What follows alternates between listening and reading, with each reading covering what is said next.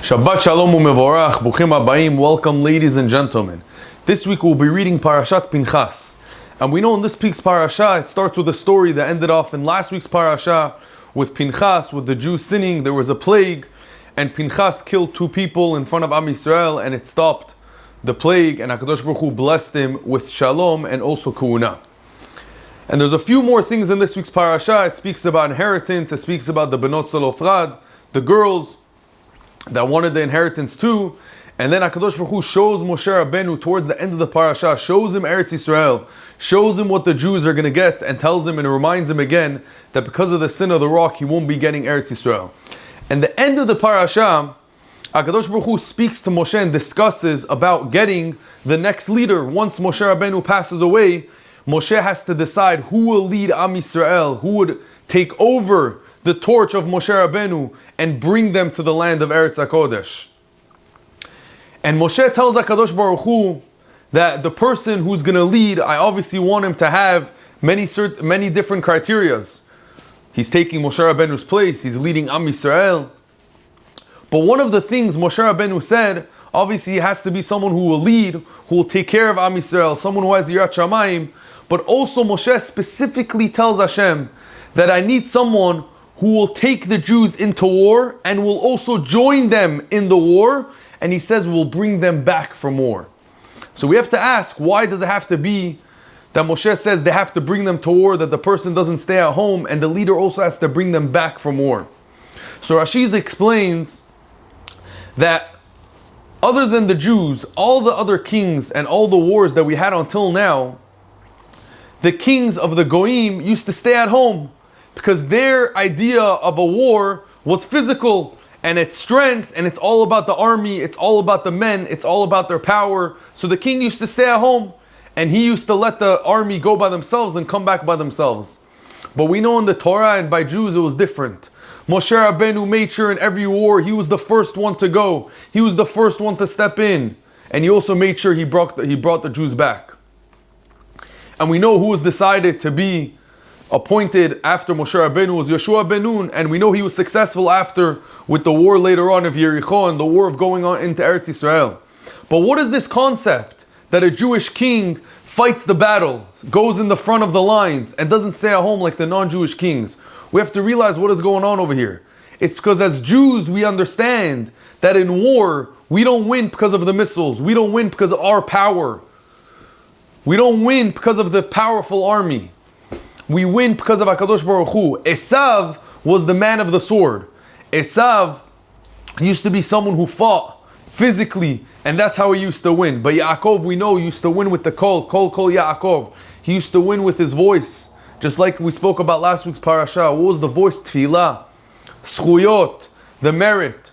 So Moshe Rabbeinu knew that a leader for Am Yisrael not only has to go into war with them, but he also has to be someone holy enough that with his merit, and he has to understand that when he's bringing Am Yisrael into war, it's his responsibility that they win. He has to be on the utmost highest level, because with his merit and with his tefillot, Am Yisrael is going to win, and not with the power that they have. And that was the difference between us and the Goyim.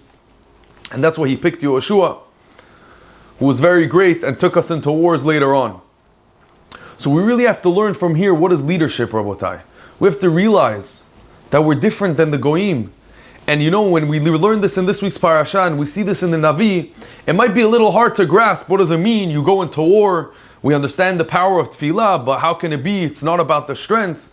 But today in our generation, it's so easy to understand this. It's so easy to realize how emet this is. We're living in this time now, the times of Mashiach. We have wars just now, recently, even a bit longer ago. But now, just now, we had wars that we seen that it wasn't the koach of the Jews. It wasn't our physical power. It was the koach HaKadosh Baruch Hu.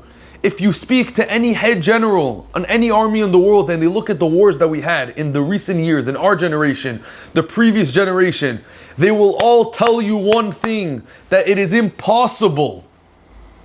If you looked at the map and if you looked at the strategy that the Jews had, it is impossible for them to win. Why did we win? Why were we so successful? Because we have HaKadosh Baruch Hu. Because we believe and understand, especially now more than ever, that it's not our koach, it's not our strength, it's not our army, it's HaKadosh Baruch Hu and the tefillot that save us.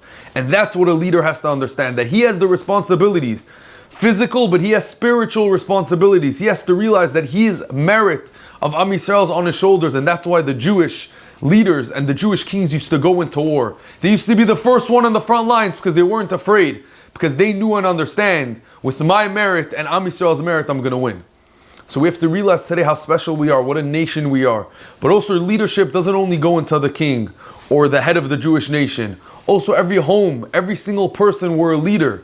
As a Jew, we're a personal leader for ourselves, for our family. We have to realize, what are we leading? Everyone who has a family has to realize he's the head of the family. It's a big responsibility. And with his zichuyot, his family is going to continue growing. So we have to make sure we do the right thing. We have to make sure we're first to tefillah. We have to make sure we're doing mitzvot. We have to make sure we're always there to show HaKadosh Baruch Hu, I'm here with my merit. What's our merit? That we're here. We're keeping Shabbat. We're keeping Kashrut. And when HaKadosh Baruch Hu sees us and sees that we're doing this and we're following the Torah, He makes it so easy. He makes life so easy. We win all the wars. We win all the battles because we take leadership. When we fight the Yetzer Hara, you have to say, I'm going to take leadership. And I'm going to beat the Yetzer Hara. I'm not going to be scared. I'm not going to stay home and relax. I'm going to go to Tefillah. I'm going to put on Tefillin. I'm going to keep Shabbat. So everyone could see what I'm doing and everyone could follow. And Be'ezat Hashem, if we do this and follow the Derech HaTorah, follow the Derech of Moshe Rabbeinu, Yoshua ben Nun, follow Pinchas ben Elazar, who was a leader, who went and did and killed in front of everyone because he didn't waste his time. Be'ezat Hashem, we'll have the Geula very soon. Shabbat Shalom u'mevorach.